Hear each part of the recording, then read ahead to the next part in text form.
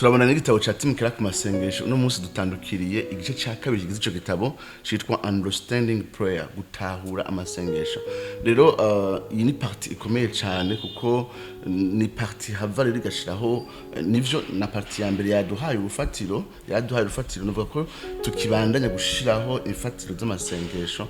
Rero iyi parti ya kabiri yitwa Understanding Prayer igizwe n'amashapitre atatu. Chapitre ya gatatu ni ya kane na gatanu kubwa mbere twarakoze zibiri ni ntangamarara.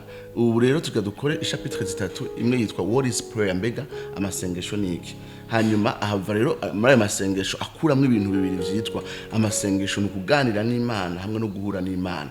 Rero ahava rero afata izindi chapitre zibiri zikurikira, iya kane n'iya gatanu, ahavuga amasengesho nk'ikiganiro ariko kandi amasengesho nko guhura n'Imana. Tugira rero tumerero nk'abatandukira ico gice cya kabiri. Iyo tukivuga rero ngo mbega amasengesho ni iki, rero chapitre ya gatatu bitwibutsa yuko gusenga si ikintu abakirisu biharije, ni ikintu gikorwa no mu yandi madini. Mbere rimwe na rimwe hari igihe usanga ayandi madini afise abantu basenga kudusumvya.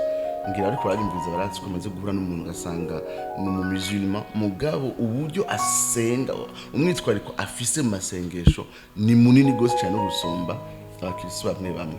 Hari n'igihe uhura n'umuntu w'umukatolika nawe nyene ugasanga by'ukuri n'umuntu ashishikaye gose cyane kujanye no gusenga. Avuga ati rero la prière c'est un phénomène global universel, ati ni ikintu dusanga hose, ati ku buryo n'abantu twita ngo nabahakanye baravye neza hariho ibihe bimwe bimwe bikomeye by'ubuzima bwabo bisanga basenze, nawe nyine bagatangara bakitangarira. Hari ibihe bibasunika ugasanga birabakanyuye ku buryo ya mateori yabo menshi ajanye no kutemera Imana, ugasanga amateori arabishije umutima ugahamagara ugahamagara Imana. Rero atangura avuga ati rero amasengesho ni ikintu novuga nti tutiharije, ati mugabo kandi hari ukuntu gikwiye gutahurwa mu buryo bw'ubukristo, ari nacyo duhaba turangiriza ko turiko turavuga icarico amasengesho. Hanyuma muri ico kiganiro c'icarico amasengesho, Tim Keller nkuko asanzwe bimenyereye amanza akanyenyurana n'ivyumviro bitandukanye by'abantu bagerageza kuvuga amasengesho mu ruhande rumwe, mu nyuma abandi bakavuga mu ruhande rumwe, mu nyuma akaje duhereza novuga une définition synthétique, novuga ni definition canke indonda jambo, donc yegera ihwanya ishiraho ivyo bintu bibiri. Ubwa mbere atangura akavuga ingene prière yatahuwe nk'ikintu kiri mystique, nk'ikintu ingene umushaha w'umuntu ugerageza kurondera Imana ibwina, hanyuma Imana ikaza igacura n'uwo muntu ibwina, hanyuma imwemu y'umushaha wiwe bigaca vyitegereza iyo Mana ibwina nyene, umushaha utekanye utavuga, umuntu yitegereza mu gacerere k'ibwina iyo Mana ije kumwiyerekera imbere mu mutima. Aragereza kwerekana ingene ico ciyumviro casiguwe n'abantu batandukanye, hanyuma akavuga n'impungenge zimwe ziri muri ico ciyumviro, kuko kenshi usanga ico ciyumviro naho gifatiye ku kintu c'ukuri kw'Imana itwegereye, l'immanence de Dieu. Iyo definition ya prière nk'ikintu kiri mystique, novuga ni gihera ku ciyumviro kw'Imana itwegeye kandi iza guhura natwe ibwina muri twebwe, atari ku buhoro buhoro dusanga ayo masengesho adahereza agaciro ijambo kuko ahagaze kubibera ibwina. Mbere wanashaka amasengesho nk'ari gihe akengera n'amajambo verbal, donc expression verbale, aho umuntu anywana n'Imana mu gacerere k'ibwina kuko Imana yaje guhura nawe ibwina.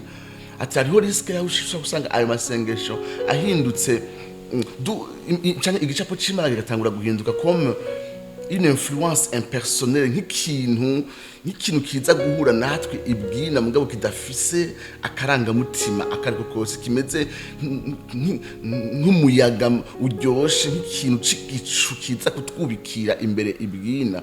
Kuko natwe ingene duhura n'ico kintu nta majambo dukoresha, nta communication verbale iba, ahubwo imwemu iritegereza mu gacerere. Avuga ati ivyo bintu birafise amakenga naho bifatiye ku ciyumviro cyo kw'Imana ari Imana itwegereye kandi iza guhura natwe mu mitima yacu. Ubwa kabiri adefinisa amasengesho nk'ikintu kiri prophétique, naho nyene agakoresha ivyumviro by'abandi bantu. Iyo tuvuze prophétique turashaka kuvuga ingene umuntu aganiriza Imana biciye mu majambo, biciye mu ijambo ryayo, aho amasengesho ari abagizwe n'amajambo ari articulé, ariko ayo majambo akaba akuwe mu ijambo ry'Imana. Ijambo ry'Imana akaba ari ryo ritanga amajambo umuntu akoresha mu gusenga, hanyuma uwo muntu agaserura ivyumviro byubakiye ku ijambo yamanje guhishurirwa. Aho rero ibi biduhishurira ko Imana ari une personne, ari ikomunikana natwe, ivugana natwe, iduhishurira ijambo ryayo, hanyuma imaze kuduhishurira ijambo ryayo natwe tukagira icyo tuyibwiye kuco yatubwiye mu ijambo ryayo, hanyuma tugahana amajambo, yo ikavuga mu ijambo ryayo natwe tukavuga amajambo ahwaye n'ijambo ryayo. Tim Keller ahatebera aho hantu kuko ati iyo definition irakuraho za mpungenge zaho abaproshe abegera ikintu cyo gusenga nka activité iri mystique. Ati harageze igihe babona umenga les moyens de grâce, uburyo Imana yatanze bwo kudufasha kunyurana ivuga ijambo ry'Imana ntibikenewe cyane gose, aho mbere n'indoto irenga kumbura ico Imana isezerana, yaho iyo Imana ije guhura natwe ibwina muri ca gicapo ca mbere ca prière mystique, aho umushaha w'umuntu na yamana bifatana bikavangana ku buryo umuntu atagitandukanya we canke Imana. Atavuga ati uko kunywana kwa umuntu, umushaha w'umuntu utakarira mu c'Imana iri ku buryo umuntu atakibitandukanya. Ati ivyo bintu ntibihari muri buno buryo bwa kabiri bwo kwegera, bwo kuganiriza Imana mu ijambo ryayo. Atariko naho nyene haguma hari impungenge muri definition ya kabiri, muri no approche prophétique ya kabiri, naho nyene Tim Keller ntabura amakenga ayibonamo, avuga ati naho twegera Imana dufatiye ku ijambo ryayo ntibiherera ngaho gusa kuyibwira. Ati birarenze ngaho. Ati kubera iki? Ati tugiye mu ijambo ry'Imana dusanga Bibiliya yuzuyemwo amajambo aho uri kwarasenga ku ruhande rumwe yavugisha amajambo yiwe afatiye ku ijambo ry'Imana, ahandi naho agatakarira mu gacerere no mu gahwekere k'ici Imana iri atamajambo akoresheje. Hakabaho uko kunywana no gufatangana k'umushaha w'umuntu n'Imana gushikaho amajambo abatagikenewe umuntu anywana n'Imana atekanye imbere yayo. Muri ivyo aravuga Zaburi ya 27:4, muri ivyo aravuga Zaburi 131 aho umwanditsi avuga ati ndahwekereye imbere y'Imana meze nk'umwana mutonyo w'umucuko yigwanika kukiriza canyina. Aho gahwekere nuko gutekana rero acamera nk'ugerageza kwegeranya izi approche zibiri. Akavuga ati ku ruhande rumwe mfufatiye kuri prière prophétique itwereka ko Imana iturengeye.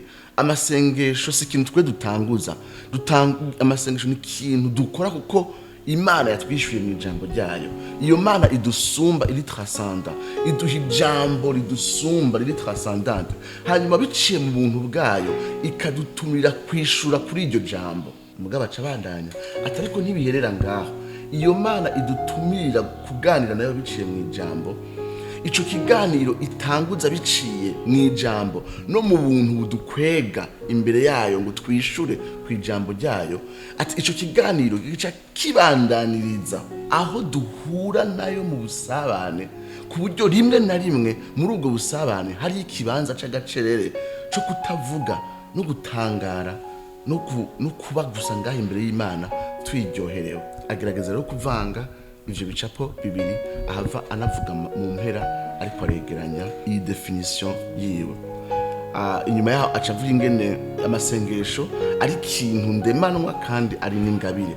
Nibwo twatanguye ino chapitre tuvuga ingene amasengesho ari ikintu dushobora gusanga mu bantu bose, mu mico yose, mu madini yose. Avuga ati hariho instinct Imana yashize mu muntu, hariho akantu ndemanwa kagakwegera umuntu mu masengesho.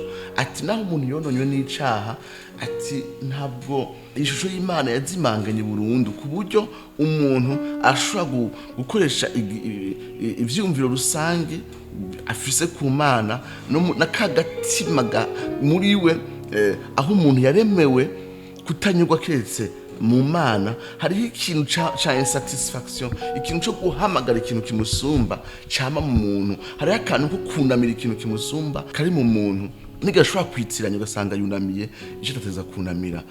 Ati rero atari ukuntu umuntu ashobora gusenga mbere anagira ahantu akavuga ko rimwe na rimwe Imana ishobora no kumva amasengesho y'abanyabyaha muri bwa buntu bwayo rusange. Atariko uyu muntu asenga gusa ibintu yivomyemwo arashobora gutakara kandi n'ubundi arayerera. Atariko amasengesho y'Ukristo n'amasengesho aho ataritwe tutanguza ikiganiro, ni Imana yatanguje ikiganiro mu kutwishurira muri Kristo Yesu, mu kutwishurira mu ijambo ryayo. Ati rero ijambo n'ubuntu bw'Imana twaronkeye muri Kristo Yesu nivyo bitwinjiza mu masengesho. Avaragaruka akavuga ingene amasengesho ari kibanza cha transformation. Ati naco jwa bimaze igihe amasengesho atari ahantu duhindukira, atari ahantu duhura n'Imana ubuzima bwacu bwose bugahinduka. Akavuga ati rero kino kiganiro naho gitanguzwa n'Imana biciye mu ijambo ryayo twishurako no mu buntu twagiriwe muri Kristo Yesu budutumira kwegera.